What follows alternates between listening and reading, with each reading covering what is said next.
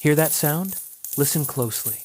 Close your eyes and imagine the sharp, metallic clink of a few cheap copper coins hitting a bloody, freezing stone floor. In the vast, magical, and often terrifying history of Tolkien's Middle-earth, towering empires are usually destroyed by apocalyptic forces. Sauron forged the One Ring in the very fires of Mount Doom to maliciously enslave the minds of elves and men. Morgoth bred massive, winged dragons with breath hot enough to melt solid rings of power. The Nazgûl shrieked, and entire armies threw down their heavy weapons in supernatural dread. We are heavily conditioned to believe that to break a civilization, you absolutely need a dark god. But today, we are going to look at a creature who did not need dark magic, a glowing ring of power, or a massive legion of demons, to completely shatter the psychology of an entire race. He just needed a hunting knife, a severed head, and a handful of loose change. Welcome back to the Lore Companion. Today, we are entirely erasing the pale, computer-generated gladiator you saw chasing Thorin around in Peter Jackson's The Hobbit movies. We are going back to the source text. We are looking at the real Azog. Because when you critically analyze Tolkien's original lore through the heavy lens of psychological warfare, absolute degradation, and generational trauma, Azog is not just a brute swinging a mace. He is a master architect of humiliation. And the war he deliberately provoked did not just kill dwarves, it permanently, irreversibly broke their cultural soul. Grab a drink, settle in, and let's go a full chapter deeper into the darkest psychological massacre in Tolkien's universe. To understand the absolute psychological devastation of Azog's masterpiece, we must first accurately diagnose the victim. We have to look deep into the mind of a broken man. In the year 2790 of the Third Age, King Thrór is suffering from profound, completely untreated post-traumatic stress. 20 years prior to this exact moment, he stood on the high balconies of the Lonely Mountain and watched the dragon Smaug burn his magnificent kingdom of Erebor to ashes. He lost his mountain. He lost his unimaginable treasure. He lost his absolute status. He went from being the untouchable king under the mountain to a starving, wandering refugee, surviving in the harsh, unforgiving wilderness of Dunland. But it was not just extreme poverty that was eating his mind alive. Thrór carried a terrible, heavy secret. He held one of the 7 rings of power given to the dwarves. Tolkien makes it explicitly clear in his extensive notes that while the rings could not turn dwarves into invisible wraiths like they did to humans, they had a terrifying, specific side effect. They relentlessly, chemically amplified the wearer's inherent greed and paranoia. Imagine a heavily traumatized, aging king, his mind being slowly poisoned by a demonic artifact for 2 decades. He is obsessing over the glory he lost. He is hallucinating the gold he can no longer touch. Finally, his mind simply snaps. In an act of pure, suicidal delusion, Thrór takes a single companion, his loyal friend Nar, and walks hundreds of miles to the east gate of Moria. He demands entry not as a cautious traveler, not with a heavy army at his back, but as the rightful king, returning to his ancestral home. He walks into the pitch-black darkness of the mines completely alone, and he never walks out. 3 long days pass. For 3 days, Nar waits outside the heavy gate in absolute, freezing terror. And then, the psychological torture begins. Azog does not just kill Thrór. A simple murder in a dark tunnel happens every single day in Middle-earth. It is a highly violent world. But Azog orchestrates a theatrical performance of utter, unspeakable degradation.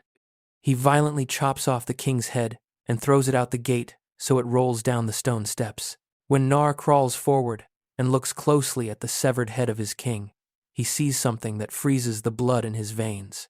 Azog has carved his own name, Azog, deep into the king's forehead. Let us pause right here and critically analyze the sheer, terrifying brilliance of this act. Azog did not use crude, unreadable orcish scratches. He used dwarven runes. He took the highly sacred, ancient language of his enemy, the secret language of their revered ancestors, and he used it to brand their king exactly like a piece of livestock. This is the absolute apex of extreme psychological warfare. To violently stamp your name onto a king's brow is to erase his identity entirely. In that moment, Thrór was no longer a king of Durin's folk. He was a walking, bleeding billboard for an orc. And then comes the final, devastating blow. Gnar weeps and desperately begs to take the head to bury it. Azog laughs from the shadows, and he throws him a small purse of worthless copper coins. If beggars will not wait at the door, but sneak in to try and steal, that is what we do to them, Azog shouts. Do you see the manipulation here? Azog did not value a king's life in gold or silver. He valued it in cheap, dirty copper. He took thousands of years of accumulated dwarven pride, their absolute obsession with wealth, legacy, and lineage, and he spit on it. Gnar runs away, and the last thing he sees is the orcs hacking the king's body to pieces and throwing the meat to the crows. When Gnar brought this news back to Thrór's son, Thorin, the reaction was not what you would expect. Thorin did not scream. He did not cry. Tolkien writes that for 7 straight days, Thorin sat in a chair in complete, absolute silence. He did not eat. He did not drink. He did not sleep. Psychologically, this is the most dangerous state a human or a dwarf can enter. This is the incubation period of absolute madness. It is the process of a mind fully internalizing an unspeakable, community-shattering trauma and converting it into a cold, psychotic rage. On the 7th day, Thorin stood up and said 4 words that doomed half his entire race. This cannot be borne. What followed was not a heroic fantasy campaign. It was a 6-year, subterranean meat grinder, the war of the Dwarves and Orcs. We tend to heavily romanticize fantasy battles. We picture open, sunlit fields, waving banners, and heroic speeches on horseback. But this war was fought in the pitch-black, claustrophobic, suffocating tunnels of the misty mountains. Imagine the psychological horror of tunnel warfare, very similar to the terrifying experiences of the tunnel rats during the Vietnam War. Heavy, armored dwarves fighting in the absolute dark, wading knee-deep through blood, sewage, and rotting corpses, swinging heavy mattocks in narrow passages where you can actually feel the hot breath of the orc you are butchering. Tolkien writes that the war was so merciless, so utterly savage and completely devoid of any honor, that the surviving dwarven veterans absolutely refused to ever speak of it for the rest of their long lives. It was a trauma too deep for words.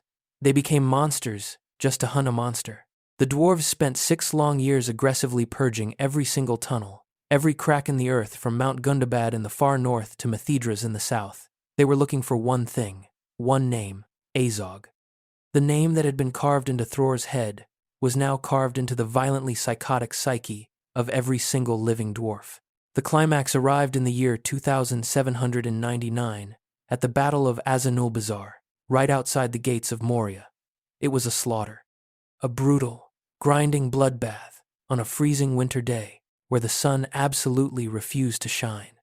This is the exact battle where a young Thorin's shield shattered, and he picked up a branch of oak from the mud to defend himself, earning the name Oakenshield. He was not trying to be a legend in that moment. He was desperately trying not to be butchered in the freezing mud. He was surviving.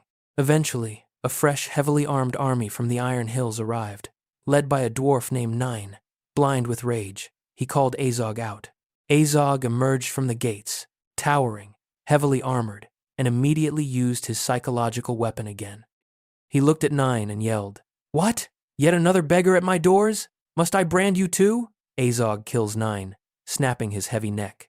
But the orc army finally collapses under the sheer, suicidal fury of the dwarves. Azog realizes he has lost and tries to flee back into the mines. But a young Dine Ironfoot Nain's son chases him down and decapitates him with a red axe on the very steps where Thrór died. And here, the dwarves deliver the ultimate, gruesome poetic justice. They take the severed head of Azog, impale it on a heavy wooden spike, and they shove that exact same purse of cheap copper coins deep into his dead mouth. The psychological transaction is complete. The heavy debt is paid, but look at the cost. Look at what Azog forced them to do. Nearly 50% of the entire dwarven military force was wiped out. Half of their race, dead in the mud and the snow. Fathers, sons, brothers, gone. And because there were simply too many bodies, and they were in enemy territory with absolutely no time to build proper stone tombs, which is the absolute most sacred death rite for a dwarf, they had to do the unthinkable. They had to burn their dead. And they had to strip the forest bare, build massive, towering pyres, and set fire to their own kin. The greasy black smoke hung over the valley for days.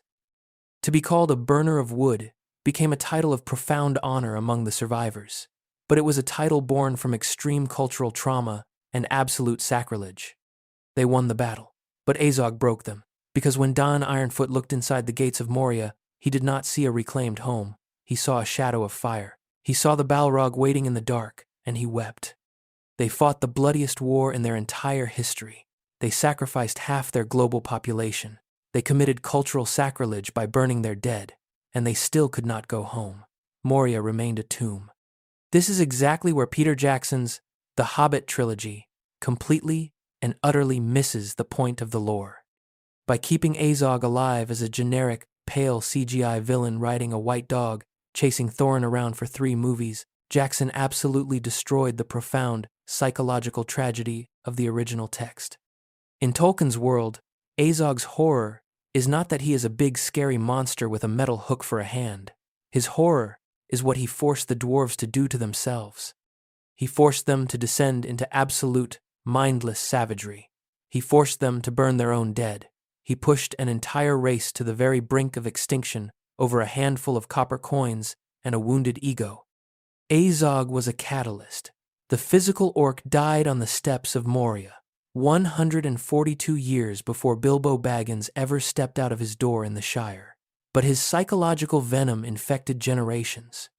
It infected Thorin's mind, giving him a generational trauma so incredibly deep that it made him desperate to reclaim his dignity, ultimately leading to his tragic succumbing to the dragon sickness in Erebor.